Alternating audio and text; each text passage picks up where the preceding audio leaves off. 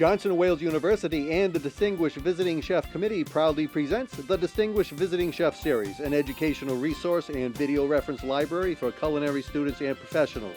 Today's guest chef, Stephen Kalil.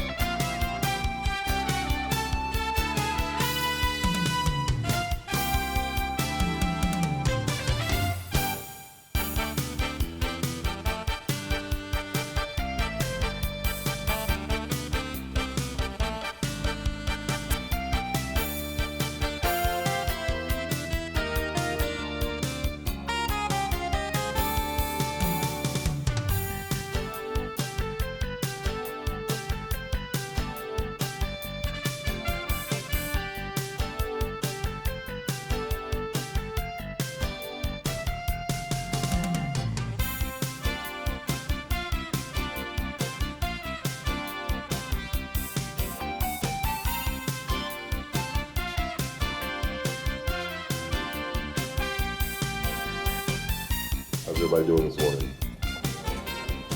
I'd like to introduce myself. My name is Adam Joseph. I'm the director of the Culinary Events Department. And we do a lot of the special events that you see us running around a lot. So this is one of them. This is and actually an honor. It's always a pleasure. This time we have the pleasure of having Chef Stephen Kalil here. He's the corporate executive research chef for PepsiCo, and very, very interesting. So, I want everyone to have their ears and eyes open, at what's going on, not just our nutrition students, but everyone, because there's a niche out there for everyone. And Chef Stephen has found his, and is offering, a lot of advice and tutelage to all of you. That's why he's here. He's very excited. So without any more further ado, I'm going to actually pass it over to Ms. Suzanne Vieira, who many of you nutrition students know. She's your department chair. And so, Ms. Vieira.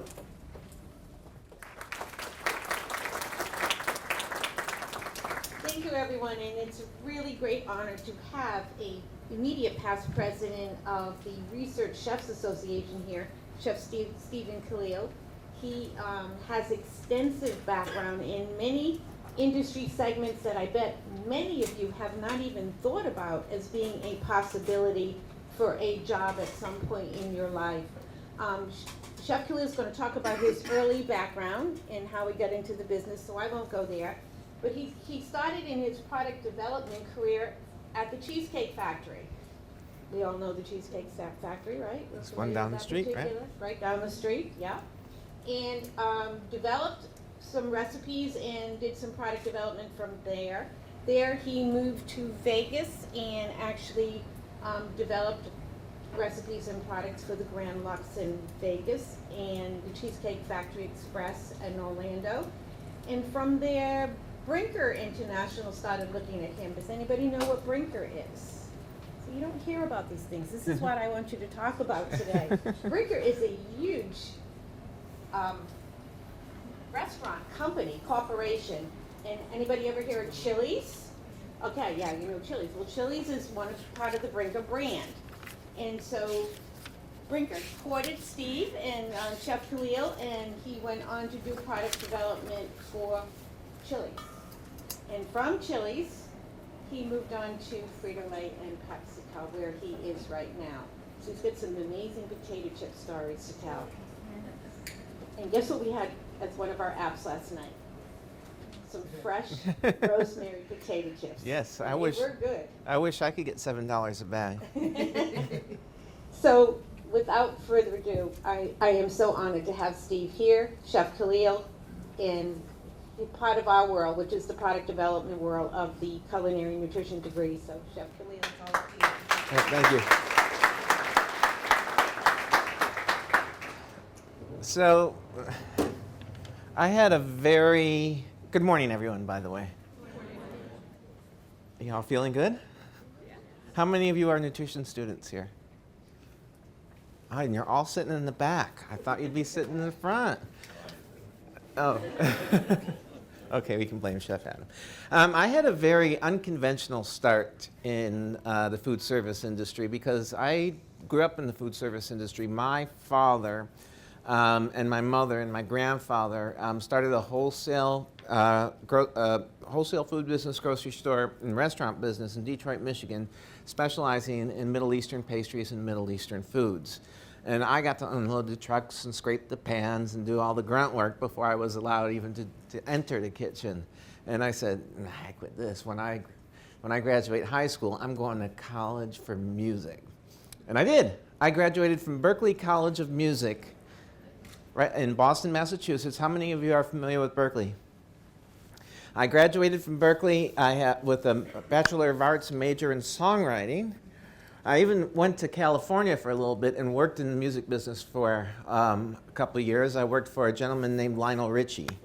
If you don't know who Lionel Richie is, he's Nicole Richie's father. He was famous first. And then my father wanted to open another restaurant, and I got pulled back into the restaurant industry. So here I am. I find myself, this is late 80s. I'm back in the restaurant business, and I'm working with Middle Eastern food. So what I like to do is sort of tell the story of of my journey in food service and my culinary career, and along the way start demoing some recipes that are related to my journey in the food service industry, in the food business. How are we doing on that? I think IT made it worse. Uh-oh. Okay, keep working on that. All right. So, what kind of Middle Eastern food can you think of?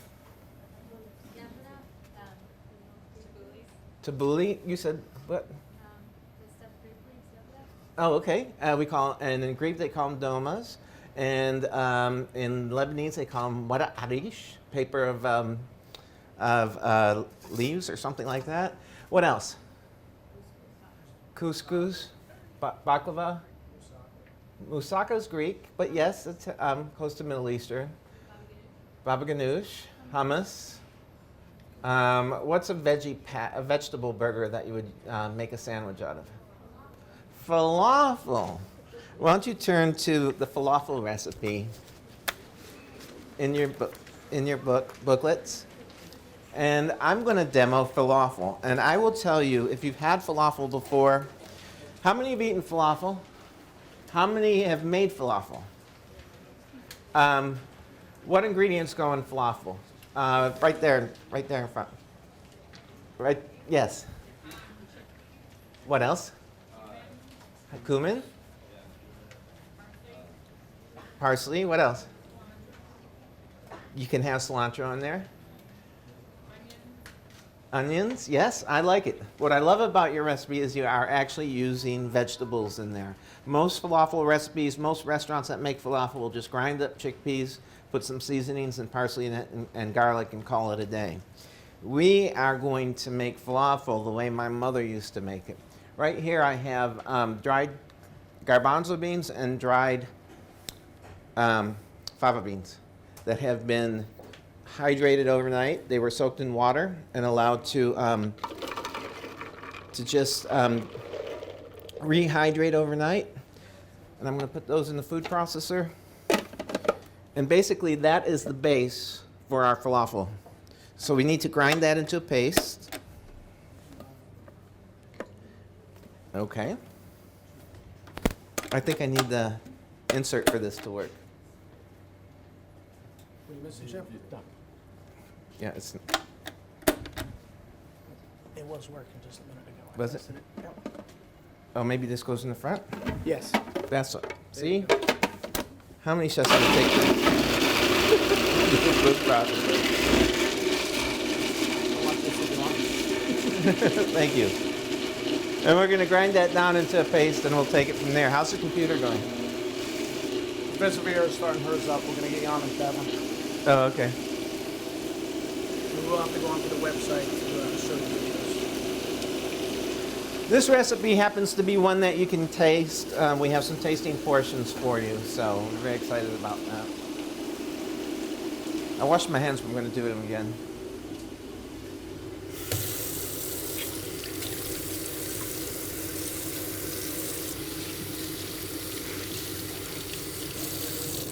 Now the beautiful thing about falafel is this recipe in front of you doesn't ask for, yeah, it does ask for a Near East tabbouleh mix.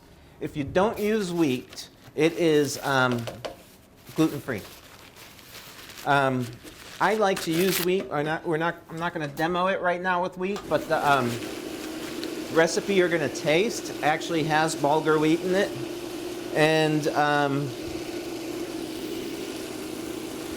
and I like that because what do you, nutrition students, what do you get when you combine whole grains with legumes? Come on. What's that? A complete protein. As close to a complete protein as you can get without animal products. How are you looking? Perfect. All right. I'll twist right over there this way. All right, so now you can see it's ground down into a tacky paste, which is perfect because that's going to be the binder for the rest of our veggies. Go ahead and put this back.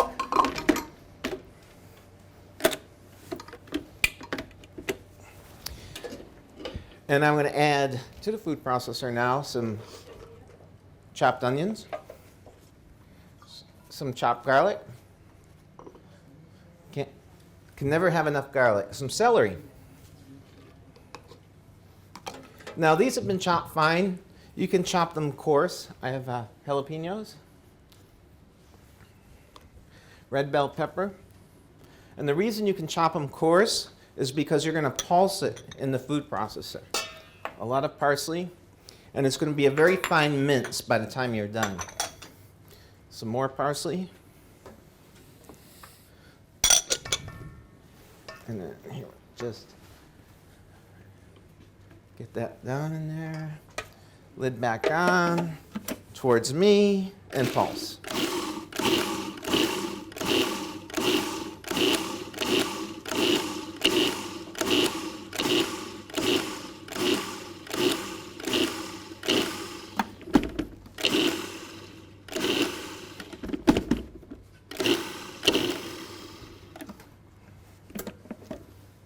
Excellent. It's a little chunky, but it's going to work for our purposes today. Go ahead and take this off. To your left. To your left. There you go. All right. You can see we minced up the vegetables. We're going to go ahead and add that. I'm going to take this. Yep. Oh, the blade. Yes. To our bean paste.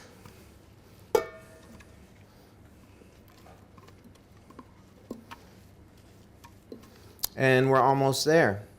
The only other thing we need is a little bit of salt.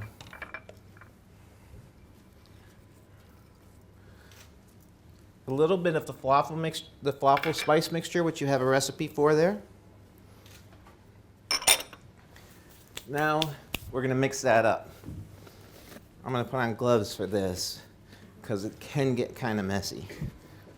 And you don't want it to get in your fingernails, and next thing you know, you're in front of the hand sink scrubbing your nails all day long when you should be making falafel.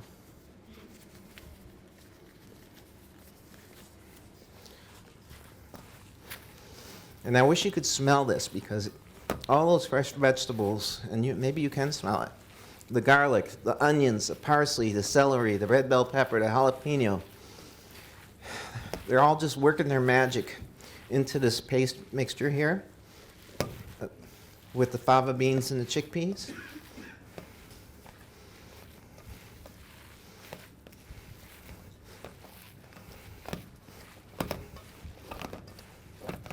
And there you have it. Now, does this look like a falafel mix that you've seen at any falafel restaurant or fast food restaurant? No. This is the real thing. This is what you would get in the old country. Take my gloves off. Now, how do I form it into a patty? With my hands, yes. I could use a scooper, or I could use this little thing, which is imported from Syria, Damascus, Syria, and this is a falafel mold. And basically, it's just a mold that makes about a half-inch patty that allows you to just lift it up, take it off, and put it in your fryer. So what you do is you hold down the plunger, and then you can mold your paste in there. Now, I like to make them thin because I like them crispy and not too doughy on the inside. Some falafel restaurants, you'll see that they make these big patties that are sort of domed on top.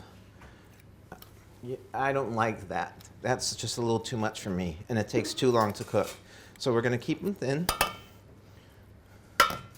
Lift it up, slide this underneath, and in we go. And we'll do a couple more of those.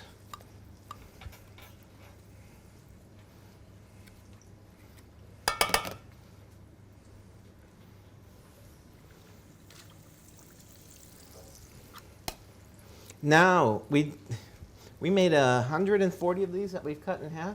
Yep. We only had one of these molds.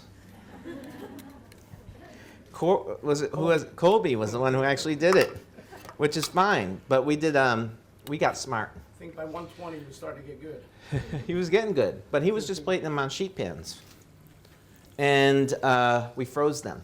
And that way we were able to go from freezer to fryer without manhandling the soft doughs because they were frozen pucks at that point. And it's a lot more efficient, especially if you're going to do this in the restaurant for service and you want to cook them to order and you want them to be freshly fried. That's my recommendation would be is to mold them into whatever shape you want. Put them on an aluminum tray or a stainless steel tray or any kind of tray. A Teflon tray is great. Don't put parchment paper because the parchment paper will stick because it's a very wet mixture. And when it's frozen, it's going to actually be hard to peel off the parchment paper. But if you put it on a Teflon pan in the freezer, you're good to go. So those are going to go for about 2.5 to 3 minutes. All right, so that's cooking. There's one more component to this recipe, and that would be the sauce. And we're going to do a creamy sesame dressing.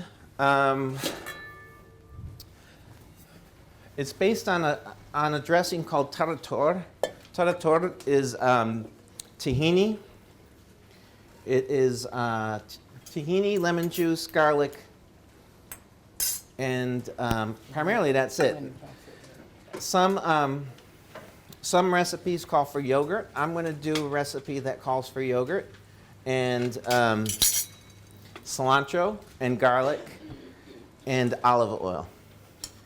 So we'll start with our tahini. Now when you're using tahini, the paste tends to, a lot of it settles to the bottom. So before you use the jar, you want to make sure you shake it and then stir it very well, scraping up anything that has settled on the bottom of the jar. Tahini is made from what seed? Sesame seeds. And toasted or not? Not in this particular case. And I'll tell you why. There is an application for toasted sesame seed paste, primarily in Asian cooking. So in the Asian aisle, you'll see toasted sesame seed paste that's used in a lot of noodle dishes and other applications. Some yogurt, and I've got Fage here, Greek-style yogurt, 2%. And then our olive oil, lemon juice,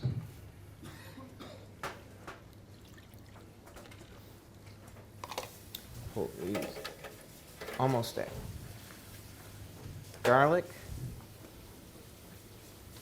and it looks like what we have here are microgreens, micro cilantro. Is that correct? Cilantro, yeah.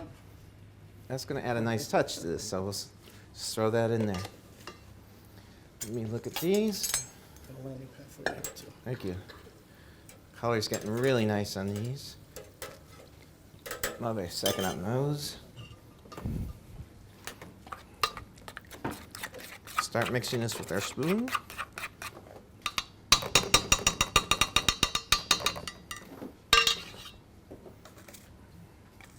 Oh, I didn't put the salt? Thank you.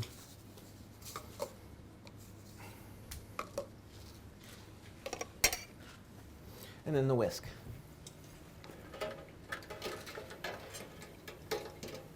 Oh, there's one right here, Chef. Yeah. Yeah. Oh, there it is. Thank you. That's a big one. Why don't you go ahead and take those out and put them in the Perfect. towel?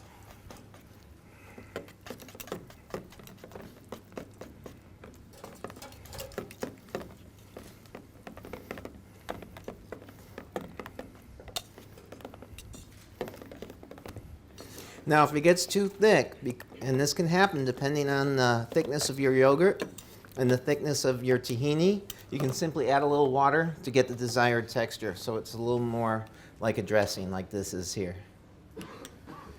Then we're going to take our falafel. I have some fresh pita here with lettuce, some fresh chopped tomato. Lay your falafel over that. and then be generous with your dressing on top of that. And there you have your falafel with creamy sesame dressing. Did you guys get...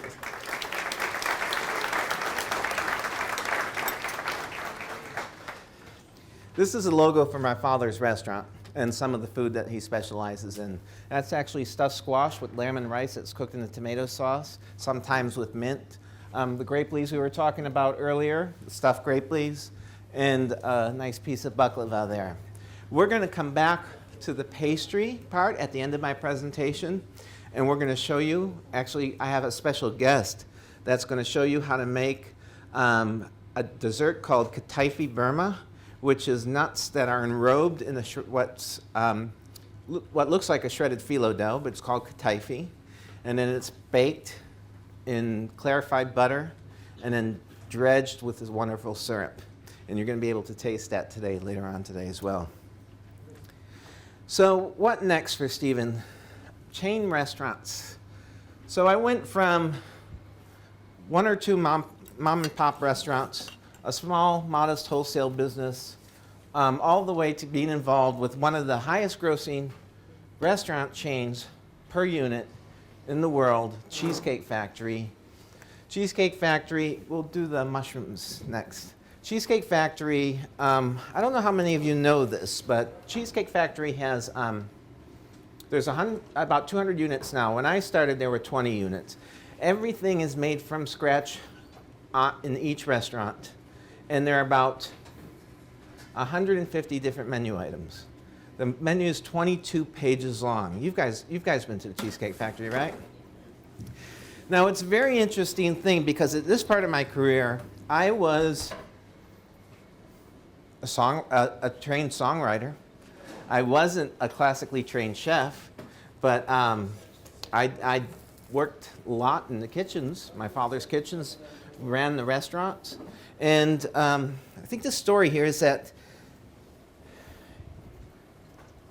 my tenacity built a career experience that got me to where I am.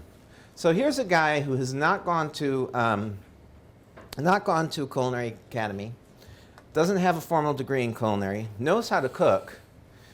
My wife and I at the time moved to California, and she took a job in business management, and I took a job with the Cheesecake Factory with the intention of becoming a chef for one of their operations, so a kitchen operations manager.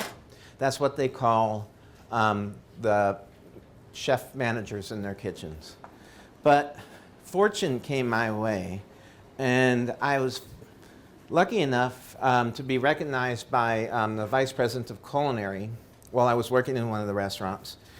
And he told me that he needed help in the R&D test kitchen. He said they were swamped. They were opening in Cheesecake Factory Express in Orlando and in the Disney Quest building, which was a new building in Orlando. They were opening a bakery cafe concept, and they were getting close to opening another concept the size of the Cheesecake Factory called the Grand Lux Cafe. Have any of you heard of the Grand Lux Cafe? That was quite a menu, and to start that menu from scratch was quite an interesting experience. So 5 years, I cut my teeth on multiple different cuisines, scratch cooking, standardizing recipes to make them user-friendly and executable in any given restaurant with any different cook to create consistencies from restaurant to restaurant. But I saw something. I saw 2 things. First of all, I saw that I was in this business for good. This was it. I'm not going back to music. I'm not going to valet cars. I'm in the restaurant business. I'm in the food service business. So a couple things that I did. First of all, I continued to get my, my hands-on training at the Cheesecake Factory. Got certified as a chef de cuisine, and then subsequently, very soon after that, certified executive chef. But I knew there was something more. There was something that the Cheesecake Factory wasn't doing that I knew other restaurants were doing. They were working with large-scale food manufacturers. Can we get 2 portions out? Absolutely. Thanks. Large-scale food manufacturers to prepare sauces, dressings, and products for them. And I was fascinated with the science that went into large-scale manufacturing, because you're not using cornstarch slurries, you're not using roux, you're using industrial gums and starches.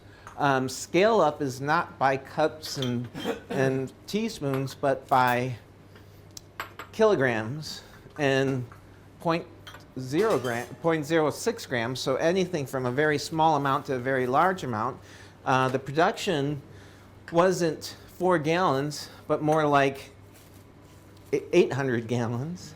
And it was quite fascinating. So I endeavored to expand my learnings further. And while I was at the Cheesecake Factory, I started studying food science. And I continued that, that training and that education when I was at Chili's, because while I was doing that, Chili's came calling, and they offered me a position of Director of Culinary Innovation for Chili's, and I took it. And the other thing that happened to me at Chili's that was really fantastic was that I got involved with the Research Chefs Association, which not only taught me about food science, but it networked me with a community of thousands of professionals that were out there interested in exactly what I was doing. It also gave me leadership opportunities because I ran for the board of directors. Got voted onto the board of directors, served on the board of directors for 8 years. My last 2 years as my last 2 years as president of the organization. And the leadership skills that I was able to hone in that type of environment are so valuable. I could not emphasize enough how important extracurricular activities with a goal towards leadership development is. Because as much as any organization that would hire you will tell you that they will continue to train you and train you to be a leader, it's going to come down to the bottom line each year first, and there's going to be inconsistencies. They value their people, they want their people to grow and grow within the business, but if you want to make that happen and ensure that that's going to happen for you, you need to endeavor for continuing education, not only in the areas of food science, culinary, and continued culinary training in the arts, and trends, but also leadership training and leadership abilities and the ability to manage other people and to manage high performance teams. So get learning. If ever you have a chance to pick up a Harvard Business Journal, start reading it. You'd be surprised how much you'll learn just from one article about yourself and how you can apply those principles in your professional careers.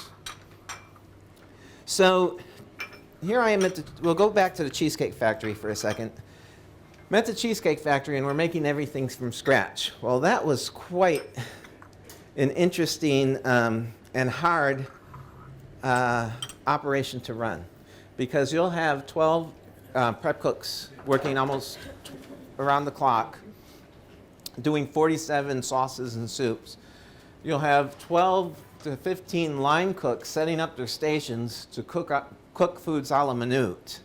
And then these very detailed recipes that have to be memorized, because each station might be responsible for 30 menu items. That's like as many items that would be in one restaurant. And you have 2 cooks in one station pushing out that amount of product. Who knows what I mean when I said a la minute? All right, raise your hand high if you really know what you... All right, right there. Yes, what does it mean to do something a la minute? What's that? Cook to order. You're absolutely right. And what is your name? Bethany? Okay, and let's see. You are nutrition? What year? My first year, first try. Okay. Do you want to show us what cooking to order means? Would you come up here with me? We're going to do a wild mushroom saute. This is a wild mushroom saute with a Madeira cream sauce. It was a recipe that we developed for the Grand Lux Cafe. Be careful there. Wash your hands.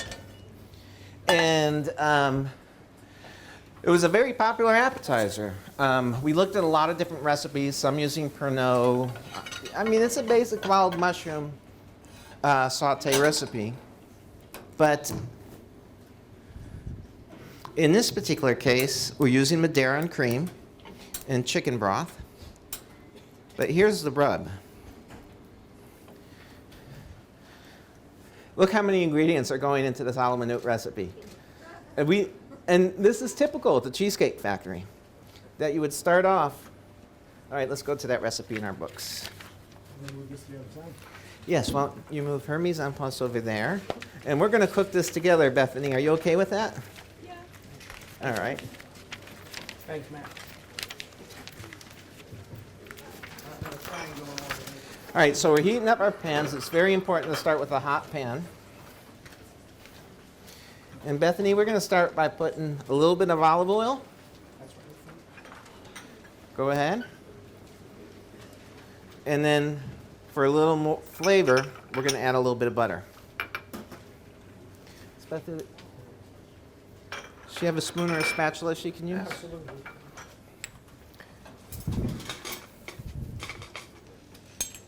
You got wooden or you got a metal one there as well, sir.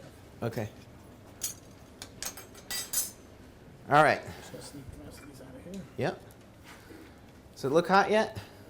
We're on high, right? There we go.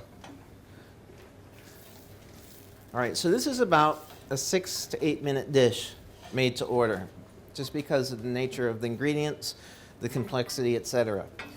Mushrooms, as you know, are going to, let's go ahead and add your creminis, your portobellas, and shiitakes.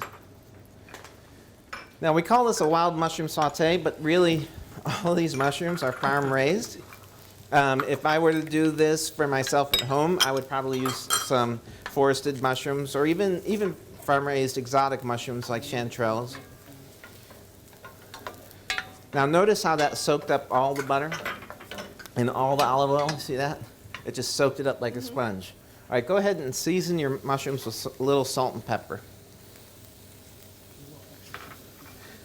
Now, what happens particularly when you're cooking mushrooms, and the thinner you cut them, the quicker they're going to cook. But what happens is that they'll absorb all the fat, your pan will get a little dry, but then they'll start to sweat again. And then the pan will start to season and get moist again.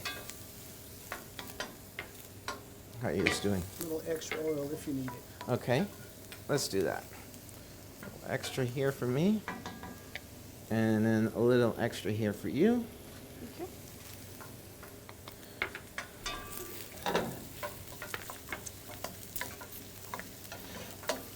All right. Now, how many recipes do you see that start with shallots and garlic and then the mushrooms? A lot. And we learned something at the Cheesecake Factory. We learned it's not a good thing when you have somebody multitasking to start with shallots and garlic because they need attention. They're going to burn fast. So we redid our recipes that had shallots and or garlic in them to add them just before the sauce gets built in the pan. The reason for that is they're less likely to burn when the pan is crowded with other products in there already than they are if you put the shallots or the garlic by themselves and saute those first before you put the mushrooms or any other vegetables, depending on what you're making. This way the pan's hot enough, you still have enough oil, you can still cook those shallots down until they're translucent. While that's happening, I'm going to take this wonderful bread. We're going to grill that on there. Hopefully that's hot enough. That's going to be our garnish.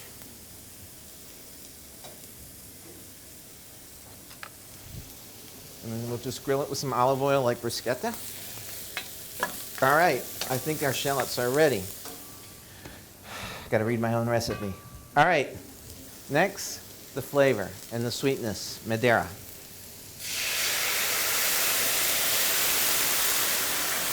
Wonderful. Now, if we had big flames, so this would have probably lit up.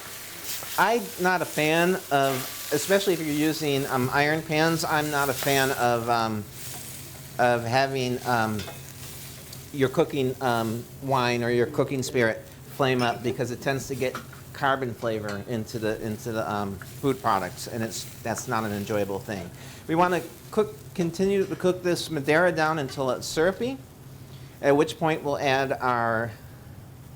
I did my salt and pepper. That's really interesting. I guess I had a couple portions. I had a little backup just in case. Oh, and we got had to adjust the. backup Madeira too. Oh, excuse me. Now, if this was that's cooking Madeira. What is that? Kribari? Yeah. Yeah, Kribari is definitely not drinking Madeira. Have you been asking questions, Chef? Yes. They've been asking. You guys, Chef loves questions. He loves questions. So. We found that out at lunch yesterday. Yeah. You know what? I'm gonna put somebody on the spot. You want to ask me one of your questions that you asked me yesterday? Sure. Okay, we can go with the chicken broth. About to ask a new one, Chef. Yes. I'm gonna ask you a new one. Oh, hey there, Sharon. Sharon Shanahan, everyone. Sarah. See, I can never get it right with the SS. Sarah Shanahan, everyone. All right, we're going to let that cook down into creamy. What do you have for me, Sarah? I was just wondering what your favorite and least favorite thing is about like working in the job that you work in now. The job I'm working now as a corporate executive research chef for PepsiCo. The question was, what's my favorite and least favorite thing about the job? My favorite thing about the job is that I work with teams that are developing products that impact millions of people every day.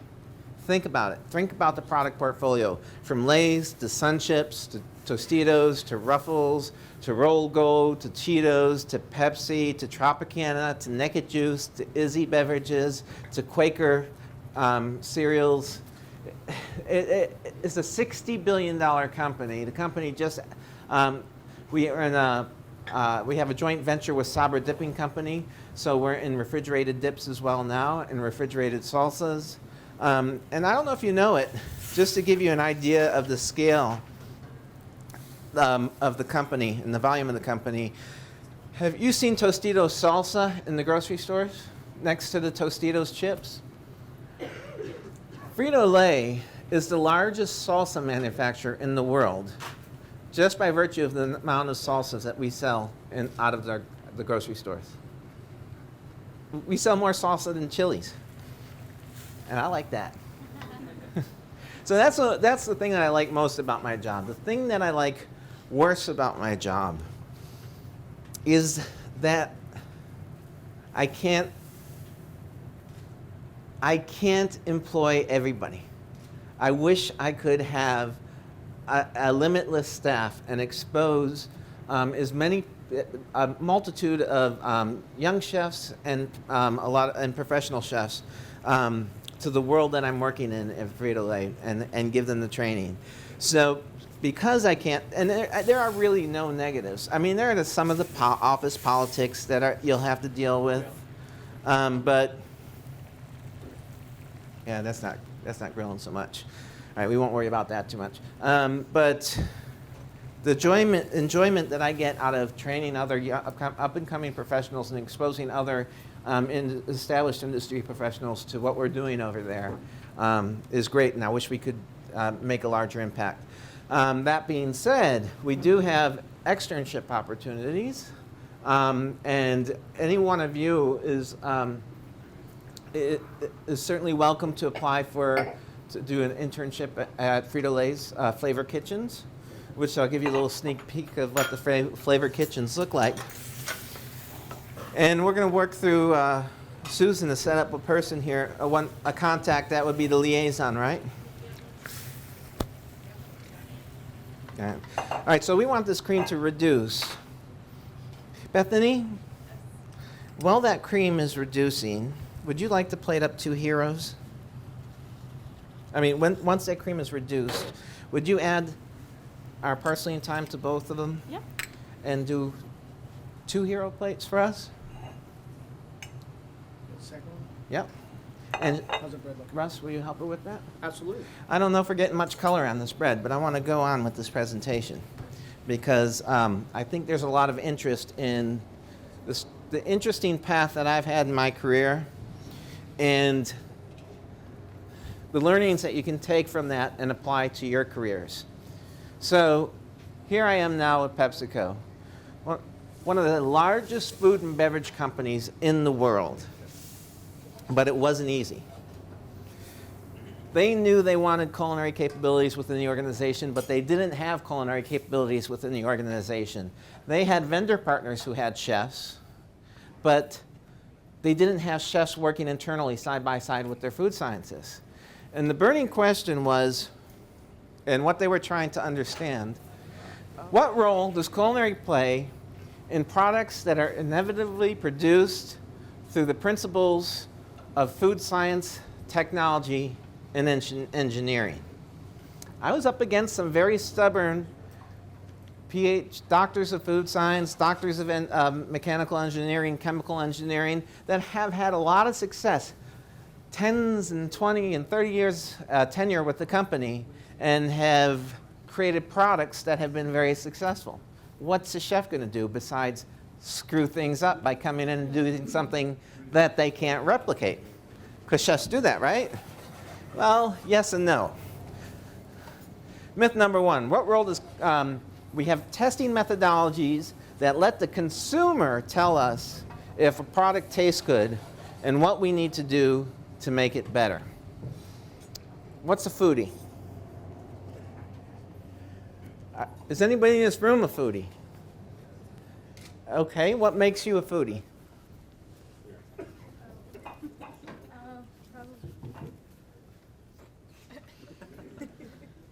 Probably because there's nothing I won't at least try, and I'm open to almost anything, so. Plus, I eat all the other normal junk as well. Normal junk. Who else here likes normal junk? Cheeseburgers. Who likes cheeseburgers? What is it you like about cheeseburgers? Gabriel? I guess the fact that I've grown up on them. It's just so normal to eat all the time. Triggers emotions. Yeah. It takes you somewhere. It means something to you. It's comfort food.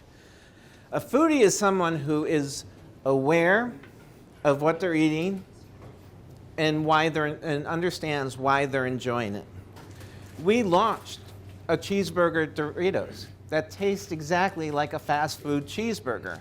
It's not a chef-inspired burger. I didn't go in with Kobe beef and make the most wonderful cheeseburger on a homemade brioche bun with exotic lettuces and sauteed mushrooms and Newski bacon.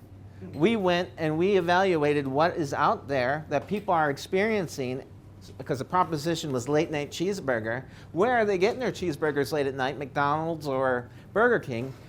And what is the properties of that cheeseburger that makes it enjoyable to them, that triggers that same emotion? And we built that into the flavor and the flavor system on that chip. And we've done similar things with Ruffles. We have a hot wings Ruffle out now that doesn't taste like a chip with hot wing seasoning on it. It tastes like a fried chicken wing that's been sauced with hot sauce. It's absolutely delicious, and it's performing because we built those experiences into our products. It is delighting people, and it's doing about 400% to plan right now. Over 50% of our portfolio to be all natural ingredients, no MSG, no artificial flavors, no preservatives, etc.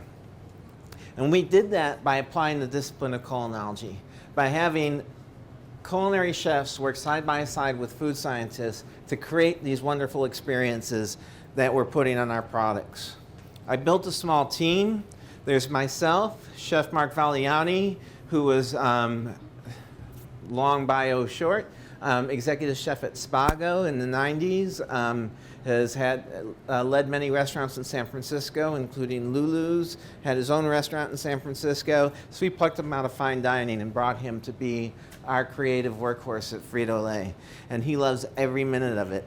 We have Elizabeth DeCuna, who has a PhD in food science and is also a certified culinary scientist. So she has the equivalent of a 2-year education in culinary arts. And she's a big she's very into learning more and more about food trends and other food cultures. And she brings that plus her understanding of food science and how the scientists work at Frito-Lay, and creates a work plan that allows us to work together as a team, a cross-discipline team, towards our goal. We have a culinary technician, and one of the things that kept happening was food service kept coming at us.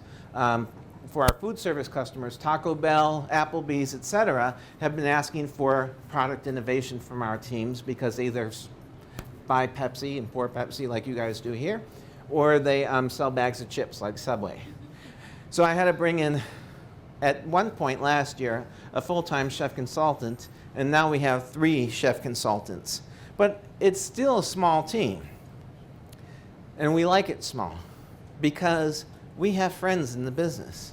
We have the chefs at our vendor partners and the companies that supply us ingredients, chefs through professional organizations, consulting chefs and celebrity chefs that come in and advise us and help us at any given time. And with any luck, at any given time, a couple of culinary interns at any given time. Notice I put Johnson and Wales up there.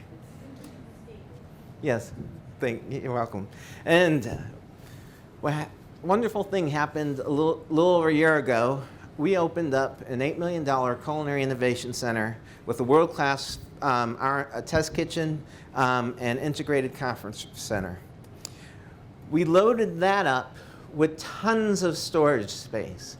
We have dry storage that would put the Cheesecake Factory's dry storage to shame, because we have anything and everything at any given time, as well as perishables and refrigerated storage. Why? Because one of the barriers to innovation is obstacles like having to go search for ingredients. I mean, you know how frustrating it is just in a classroom environment to have to find an ingredient in another classroom to bring back to your classroom to do the task that you wanted to do. Imagine getting in your car, going to the grocery store, buying all these products, bringing them back, carrying the bags up to your workspace, putting them down and saying, okay, I need to be creative right now. And then the phone, the message light's blinking on the phone, and you have 100 emails. We didn't want that to happen. Prior art as well. I worked with a chef that had a different philosophy than I did. I always want to know what's the best recipe for a wild mushroom saute before I go and start inventing my own. We have the opportunity, and we can see this in this room, to stand on the shoulder of giants. There are reference materials out there. There are curriculum in these schools that teach you the basics. Not only the basics you get in this school, but any cookbook, from Emerald's to Heston Blumenthal to Farron Adria to Rachel Ray. Yes, believe it or not, there's something to be learned there. And access to prior art and prior knowledge is critical to building your skills to be best in class in what you do. Wouldn't you agree, Chef? I agree. Thank you. And then we created a holistic design environment. Just a little bit on how that's impacted the organization. When I started, I was the corporate chef specifically for the business in Frito-Lay North America. Since then, we've hired a chef for Sabra. We've provided culinary development and design to Quaker and the other PepsiCo business units. We've helped food service in their beverage and menu innovation for their restaurant customers. We hired a chef in Europe that takes care of the Europe business and the Walker's brand. We hired a dedicated research chef for the beverage division, and we're building a culinary innovation center in our new R&D facility in Shanghai, because China's our next market to really get into. And it's all happening because of what we started at Frito-Lay. And we operate against 3 very strategic planks. And I had to really understand to put these together, who my customers were and what they needed from me. So I did a lot of stakeholder interviews. I knew, first and foremost, we needed to impact product development and really impact the products that we're selling through culinary design and taste. So we established practices to do that. Secondly, we had our experiences didn't stop at the store shelf. Our experiences needed to be plussed up after the consumer buys our products. So we provide in-store experiences for our customers and in-home experiences for our consumers through recipes, and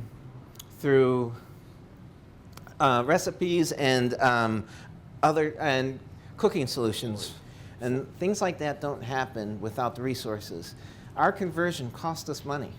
When we converted to no trans fat oils back in 2004, we had to absorb those expenses, but we knew it was the right thing to do, which is why we're doing it.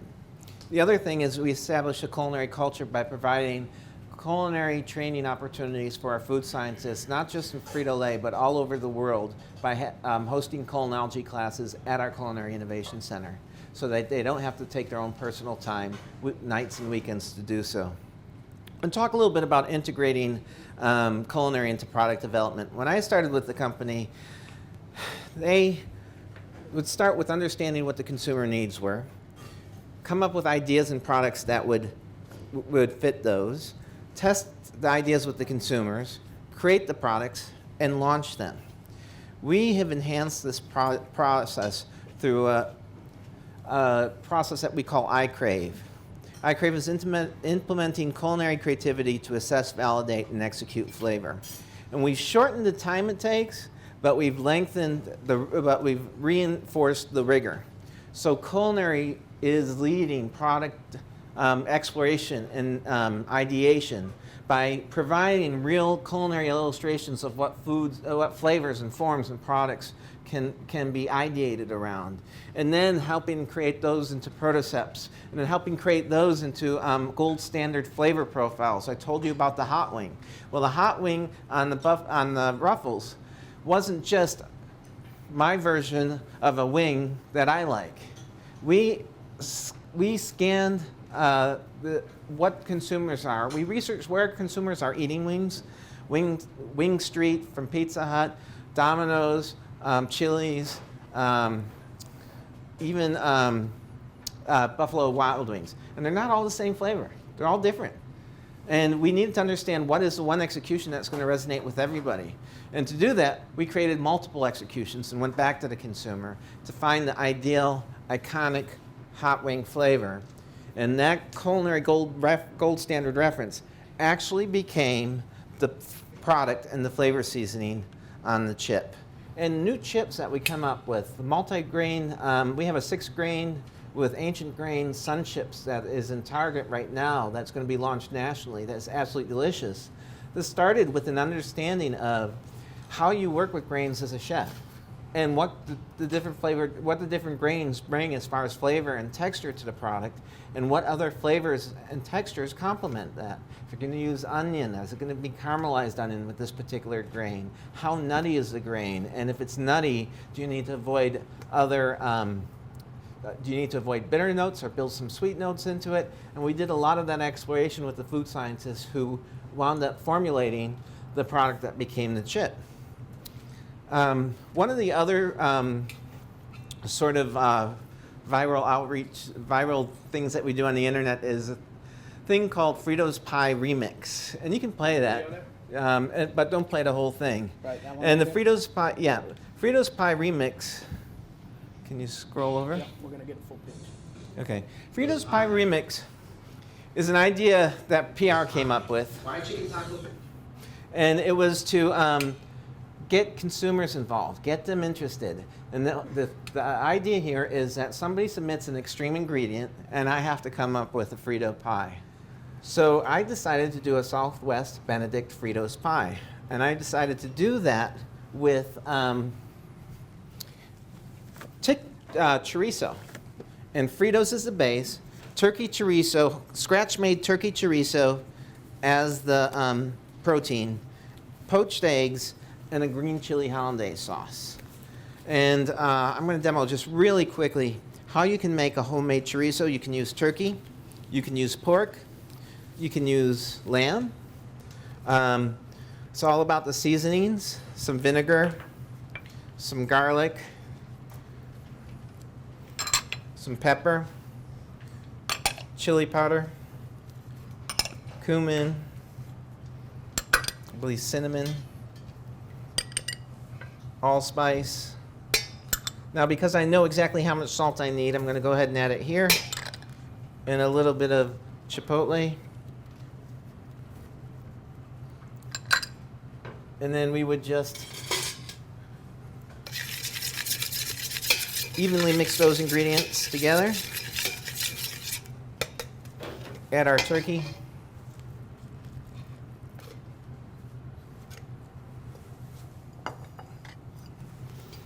And then mix it up by hand. And then you want to let that sit and let the flavors equilibrate and really penetrate your meat by putting it in the refrigerator for 12 to 24 hours. And then you'll have what I have right here. Chef, can you turn this front one on for me? You add a little oil to that, Chef. Absolutely. Beautiful. So now we're going to make our Southwest Benedict Fritos pie. So I have pre-made turkey chorizo right here. We're going to season our pan and get that hot. Well, yes. You get the gloves. And it's probably going to stick, but I'm just going to rush things because I want to have some more time chatting with you guys and answering your questions. So,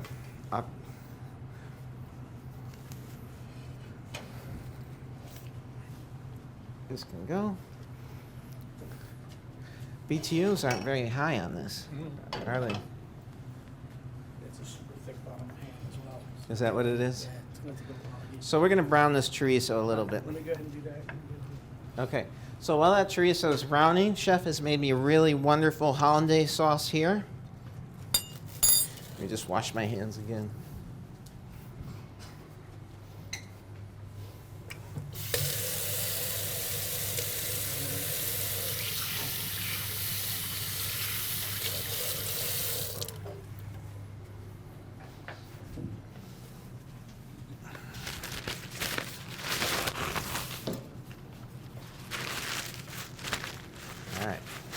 We can get this one done in 5 minutes or less. Beautiful. And then we're going to move on to the Middle Eastern pastry that I told you about. All right, first let me put a little bundle of Fritos in our special dish here. I have roasted minced jalapenos here that I'm going to add to the hollandaise sauce. You can use canned green chilies if you like. Almost lost it. There we go. I'm going to just mix those in and give it a little kick because we want to take it to Southwest. And our chorizo is cooking. Beautiful.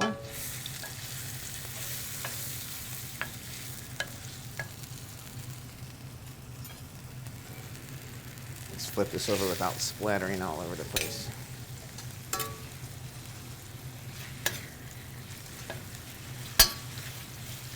You can smell the garlic and the cumin and the seasonings. Can you guys smell that? Coming from that chorizo. Chorizo, it used to be hard to find, and now it's a jack-in-a-box and a breakfast burrito. You know, when I started in the food service industry, my mother would send me shopping. She'd tell me what produce store to go to, and she said I had to ask the manager for a specific ingredient that she used in her cooking because he bought it only for her because she was the only one who would use it. And you know what it was? I would go to the produce store. I'd go to the manager, Pete and Frank's. Frank was the owner, and I'd ask for Chinese parsley. You guys know what Chinese parsley is? You want to guess? What? You're right. Cilantro. Used to be referred to as Chinese parsley and used to be very hard to find in the 80s and even the most gourmet of produce stores. And then you started seeing it in fine dining. I remember when I met Chef Mark, our executive chef. He was executive sous chef at Wolfgang Puck's restaurant brewery concept called Eureka. And he had a chef on the line that had cilantro and was picking it leaf by leaf for a garnish and for flavor for one of the dishes. And I thought, oh, that's the Chinese parsley that my mother used. And he's like, no, it's cilantro. It's Latin inspired. And I was like, well, they use it in Asian cooking too, and Middle Eastern cooking. And how do you get it? He goes, we just order it from, this is California. You can get whatever you want in California. And then the next thing you know, it's everywhere. Same with Chipotle's. Chipotle is everywhere. There was a time you couldn't find Chipotle in the grocery store. You couldn't find something flavored with Chipotle in the grocery store. All right. So our eggs are coming. I want to go ahead, get some of this beautiful chorizo.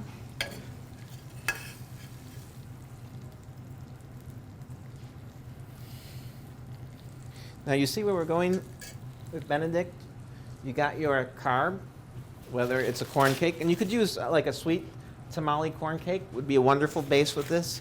If I had more time, I would love to make a sweet tamale corn cake like we made it at the Cheesecake Factory, and crush up Fritos and crust that on the outside and pan fry that. So you got the crispy texture and the warm sweet tamale on the inside, and then the chorizo on top of that would be great.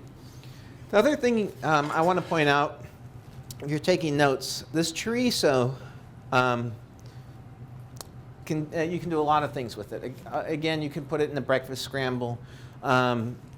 It's also delicious with clams. Sauteed onions, a little bit of sweet corn, the chorizo, a little bit of clam broth, and some clams. And then let that cook, let the clams open up, and eat that with crusty bread. It's absolutely to die for. So, if any of you are doing one of the menus at any one of these restaurants here, consider trying some chorizo and clams. Okay, we have our egg. Okay, I'm going to go ahead and put one poached egg on here. Let me turn the liquid out of there real quick. Okay. There you go. I made another one just in case because it's coming apart. Yeah, let's use the one you just made. Hot for too long. Okay. There you go. Thank you, Chef. I'm gonna whisk some of this chilies in here. So our poached egg, I'm just going to do one. If I were going to eat this myself, I would have to make 2 of these plates. And then We're good. our green chili hollandaise. Right over the top of that, and let that drape over the chorizo and the egg. And you can garnish that with a little Southwest spice, Yep. a little cilantro, I'm gonna and need a couple more green little, chilies too. some more green chilies. And there you have Southwest Benedict Fritos pie.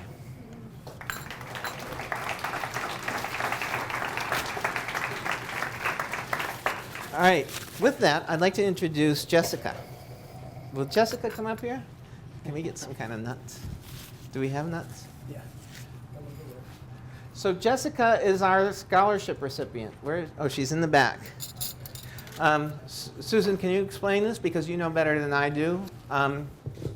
Okay, whenever we have a DVC, Distinguished Visiting Chef, visit us, there is one lucky person in the junior class that receives a scholarship.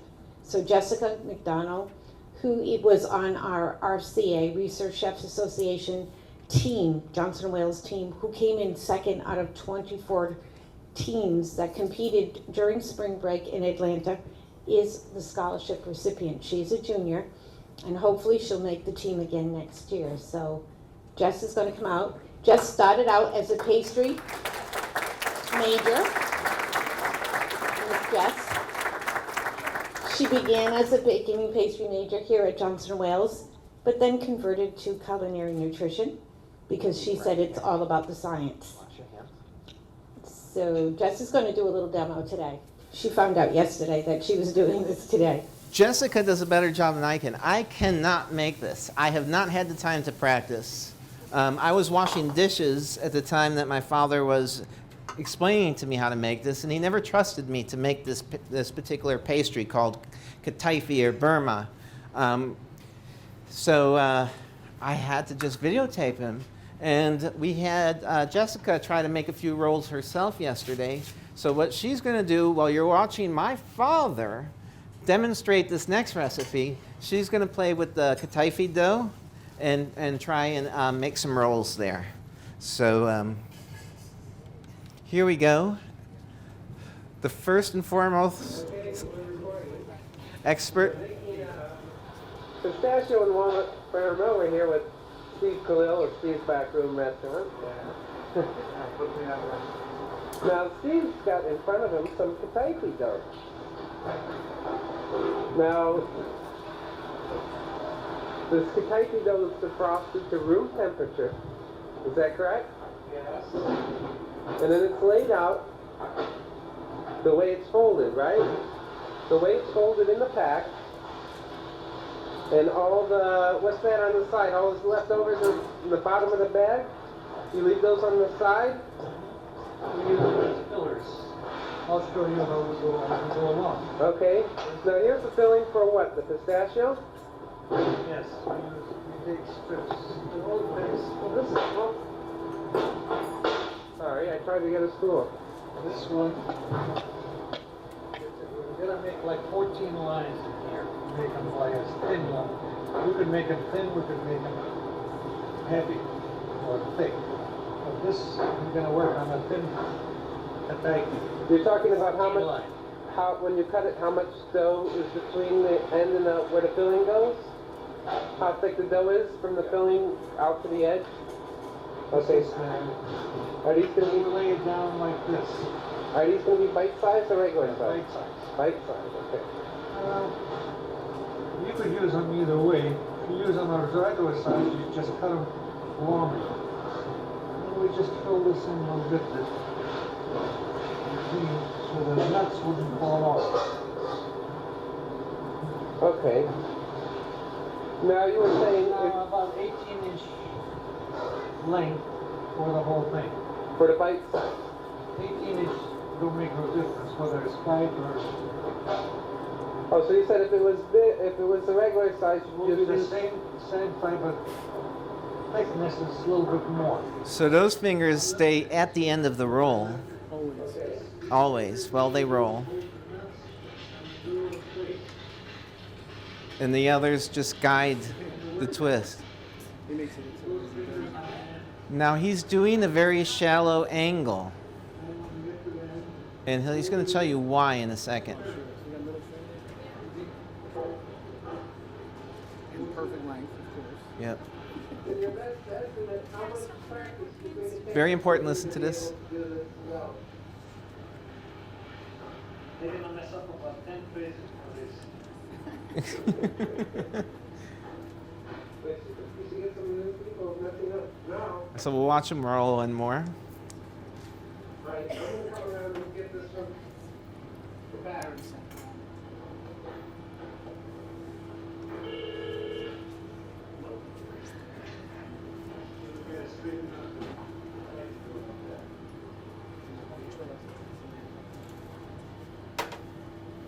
Now he's making sure that he has very intact strands, because if you don't, while you roll it, it'll fall apart if any of the strands are broken. That base. Yep, that's what's going to assure the shape. Yep, small stuff, fill it in.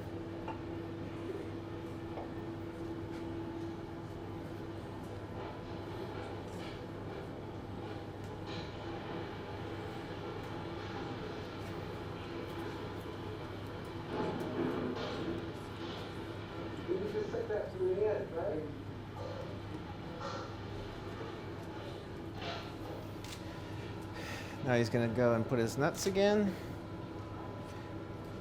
Now he could do this really fast. He's being very slow and deliberate, so I could capture this. We recorded this whenever video cameras came out. VHS video cameras. And this is quite precious, this film.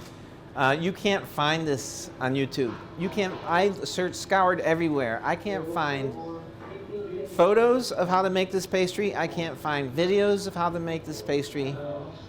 As far as I know right now, this is the only video instruction that exists. You just hold with these fingers here, right hand foot is, all it does is hold the dough in place. These are the 3 fingers that's gonna do the roll. Okay. And they don't move along they stay at the end while they roll. You Now- hold it to the table and roll it at the same time. Keep it on a wide angle, you got a longer process. It's wide angle, you get a long roll. If you go more like this, you're going to get a shorter, fatter roll. Now, is there any butter or anything in the tray right now? And how many rolls are we gonna get? You think? These here will get about 14 rolls. So this video is going to be made available to you. Russ will have a copy of this video. So they'll be that refrigerator, and you can keep them 4 or 5 days. You can butter them and refrigerate them for 4 or 5 days, he said. So now All butter? he's using a mixture of butter and margarine. I need to know. That was in the 80s. Now they're trans fat free. You can use 100% clarified butter, which I recommend. And for that tray, it's only 3 pounds that you need melted.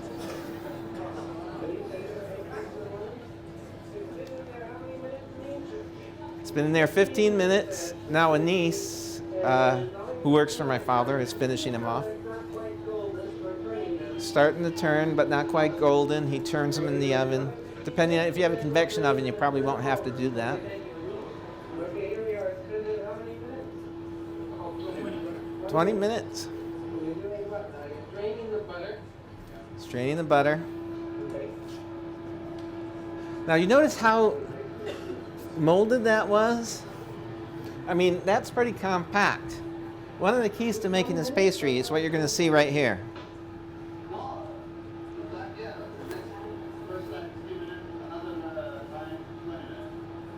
You keep changing your mind. What is it? 20 minutes. Okay, thank you. So you went 20 minutes. Then you're going to go back in for, all right, so another 35 minutes. Gotcha. Now, you've probably seen recipes for baklava that call for honey. There are a lot of different variations. You can season your syrup with cinnamon, or you can season your nuts with cinnamon. There's a lot of different variations you can do here. You can do a baking cheese, sweet baking cheese in the center. You can also do this pastry in a square form where you just put a layer of the dough on the bottom, a layer of the nuts, and another layer of the dough on top. And there you have it. Thank you, Father, for that. This is. There's a little citric acid if they want to see it. Oh, okay. So here we have orange blossom water. Has everybody here smelled orange blossom water or tasted it? Oh, you gotta pass this around. It smells like a flower. You want to use it sparingly. No slugging it out the bottle, right? Yeah. There's no alcohol content there. So there you have, what you have here is walnut Burma, but that was pistachio Kataifi Burma, and we served it to you with little fresh berries. And that concludes the recipe portion of this presentation.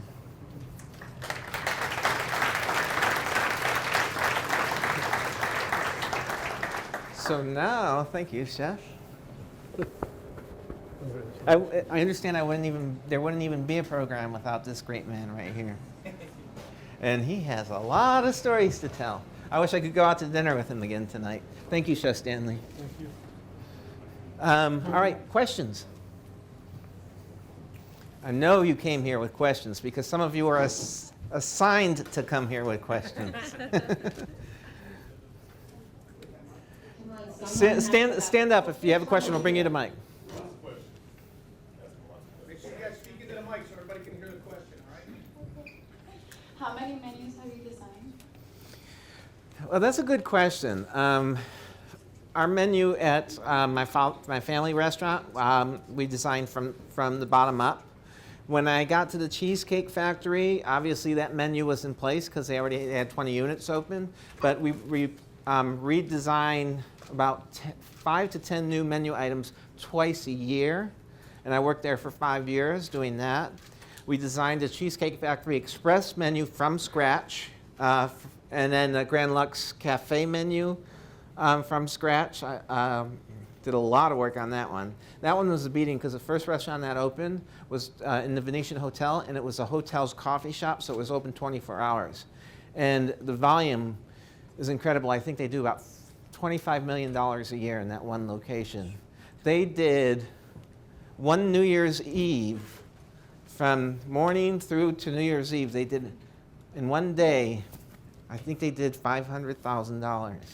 That's how busy that restaurant can be. Cheesecake Factory averages 11 point something million dollars per unit a year, which is not a bad sum. But when you think about it, interesting thing about restaurants, how many of you want to go into restaurants here? How many of you want to work in those restaurants? I'd like to see those same hands up, because if you're not a working restaurateur, there's not a lot in it for you, except for the fact that you can say you own a restaurant. Because a tidy net profit after all your operating expenses, food costs, is probably 5% to 7% on the average. Cheesecake Factory does $11.5 million per unit, but the net profit that goes to the bottom line is only about 7%. And that's pretty much average. If you work in the restaurant, you can squeeze out 10%. Plus, you get to pay yourself for working there. So in the larger scheme of things, you got a restaurant that's doing $500,000 a year. You have people working it, and you're for you. You got a manager, you got a chef, and then you have servers and cooks. That $500,000 a year nets 5%, let's say. So 10% of $500,000 would be $50,000, half of that $25,000.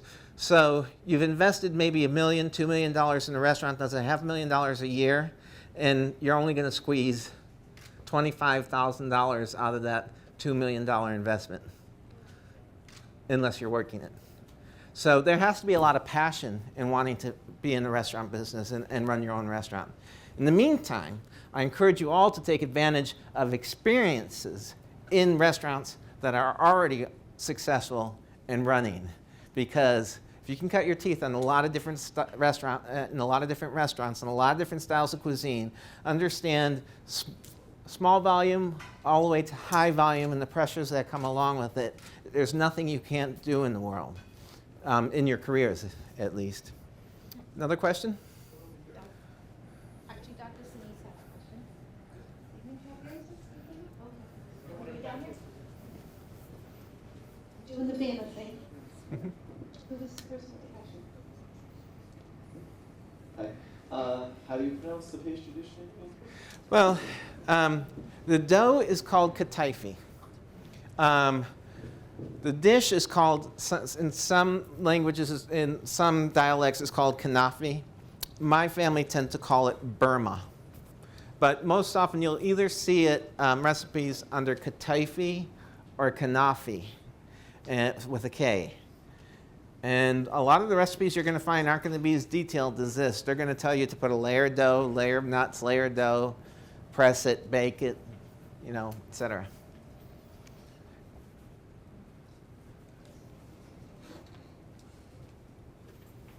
In your test kitchen, how long does it take to develop a new product? That's a very good question. If it's a new to the world product, it could take 2 years of incubation and continuing improvements, iterations, development, and testing.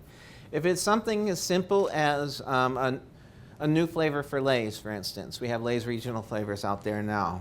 We're working on new flavors for next year. So if we started the process today to design a new flavor, from ideating what that flavor could be, testing it with consumers to see if they want a flavor like that, creating some executions of how that flavor can can be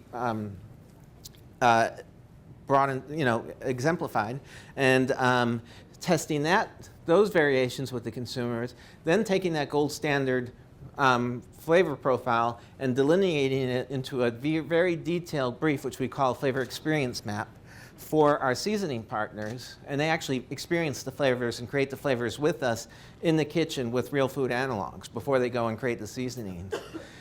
Then it's in their hands. So now we have maybe a month, and then they have 6 to 8 weeks of seasoning development, another couple weeks for consumer testing, month, 3 months and change, and the flavor is ready to go. But then the packaging has to be designed.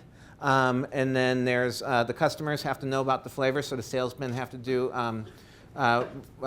visits with the different retail stores to let them know about the flavor, to get them excited about the flavor. So developing the flavor and getting it to where we're ready for the seasoning development, a couple months, then another couple months for the seasoning development, and then that flavor is locked and loaded for a launch next year. So we usually work a year in advance for products like that. And then we can do the same thing with new formulations of products. A new formulation for a baked Lay's that has seasonings and particulates in it. A new formulation for Sun Chips can take a similar amount of time. But there's a lot more teams working against it and a lot more activities being parallel pathed. So while we're developing flavors and experiences in the kitchen, we'll have a team in the plants also working on formulating the dough the dough and the grains so that it can be sheeted within our processes and commercializing and getting the lines ready for commercialization. Any other questions? And then we have one here after that. Hi. How has Frito-Lay and PepsiCo taken the green movement and the sustainability as well as nutrition into consideration? And also, do you have any future plans in continuing that or coming up with some better, more economical and green ideas? Right. Yes. In the past, chip bags used to be made with petroleum. Now they're made with corn. Frito-Lay is committed to not only producing better for you, healthy products, but we're also into environment sustainability. And when that started with the Sun Chips plant in Modesto, California. We converted it to solar power, so the Sun Chips are made completely from the power of the sun. We've put solar power fields in a lot of our other plants. We created our first plant that was off the grid that recycles its own water, gets methane gas from methane landfills, reclaims its water, reclaims its heat, and runs with very little energy out from the grid. Our packaging on Sun Chips, do you guys remember the noisy bag? The noisy bag is back, and it's not noisy. So very interesting consumer backlash on that one because of the noise, but yet here's the first ever 100% compostable chip bag in the world. You can plant it in the ground, and it will completely turn into what do you call it? Yes, compost within 16 weeks. In fact, the ad for that shows the bag disintegrating in the ground and a plant growing was real time lapse photography. We redesigned the bag, and the bag is out again. So our Sun Chips bag across all flavors are now 100% compostable again. Then we converted many of our fleets to electric vehicles. And we are continuing to invest in green technologies moving forward. So it's a huge, huge initiative for the company. Thank you for asking. Right here we had a question. Yes, sir. Have you ever failed any of your projects? Yes. And I wouldn't call it failure. I would call it, because I think if it launched, it's not a failure. At least senior leadership believed in it. whether it was at the Cheesecake Factory or at Frito-Lay. Frito-Lay, we've been having a wonderful hit rate. All the products that we've been working on from a culinary perspective, once they've launched, are outperforming what the business plan dictated they would do. But if you go back to like the Cheesecake Factory, the interesting thing about the Cheesecake Factory is that we weren't doing table visits like you would do in your own restaurant. We weren't close with the consumers. It was just what David Overton wanted to put on the menu. David Overton, the founder and CEO of the company. So if he liked it and we could convince him to like it, it went on the menu. And, but it didn't always stay on the menu for more than 6 months. Because if it wasn't meeting the sales hurdles, which is a minimum of 10 items sold a day, because of the complexity of all the other items that have to be prepped, it would come off the menu. And we launched a lot of products that went on the menu and came off the menu like that. What's one of them? We had a Hong Kong chicken that was like, sort of like a chicken and garlic sauce that just didn't catch on with the consumers. We had this wonderful jumbo chicken chop. We took a double-breasted airline chicken with one of the drumettes Frenched, pounded it out so it was like this big and very thin, still with the exposed bone drumette. And then we would bread it in panko, pan fry it. Was it panko? Yeah. And serve it on a tasso cream sauce. It was absolutely delicious, and we called it the jumbo chicken chop.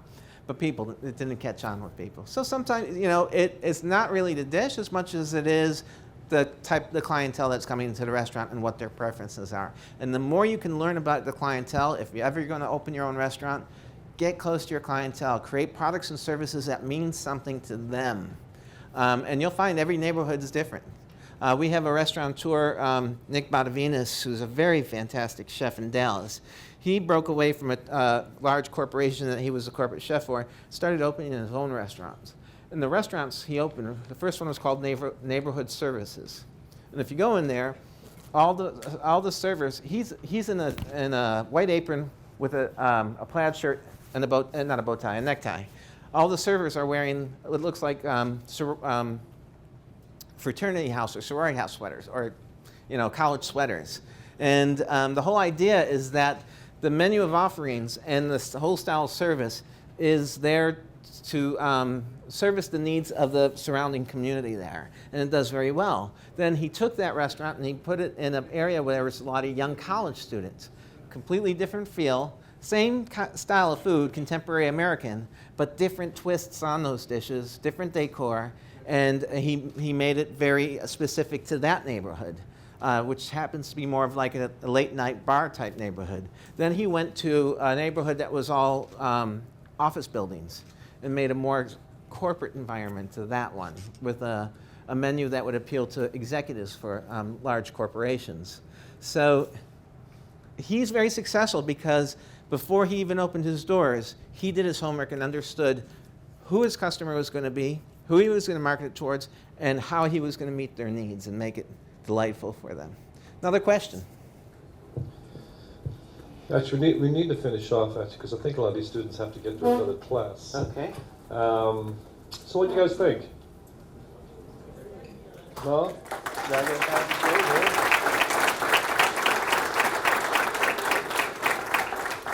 I've many times I talk to students and you ask, you come here and you say, I want to cook food, and you don't understand the other components of what we do at Johnson Wales and the education piece.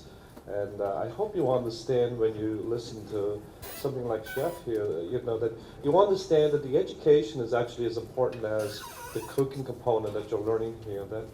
That you're not a cook in a kitchen anymore. You have to be a salesman. You have to be a manager. You're an owner. You're an accountant. You really have to understand all aspects of the business to be successful. And hoping that the information that he gave you today makes you understand that it's a lot of hard work to be successful, but you can be successful. Okay, his career has been very interesting, going to Berkeley and getting a degree in music, but his passion was food, and somehow he made that work, and he's been very, very successful. So you can see you can be successful if you work hard. Chef, I really want to thank you for your time coming here. Thank you, Chef. Okay, I know you're very, very busy, and there's a couple of things we'd like to actually give you. Tradition here, we have By the way, did you get a chance to meet this gentleman here? Are they 2.0s? That's great. These are Oh, that's not for me? 3 for $9 from Walmart. Did you get a chance to meet this gentleman? This gentleman has missed, how many of you missed? And, 2. Well, out of how many? 163. 163. He's only missed 2 of these Distinguished Visiting Chef events.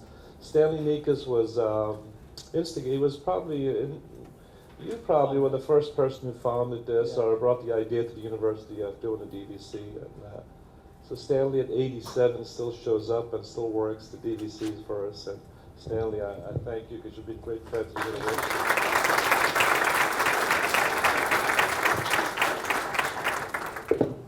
Chef, part of our tradition is to give a medal to the Distinguished Visiting Chef. Oh, wow. And we have these made out, and the medal is engraved. Steve Kalil, CE, CEC, CRC, the 163rd Distinguished Visiting Chef, March 16, 2011. Wow. We're very proud to honor you, and you get great company with some of the great chefs of the world. So, Chef.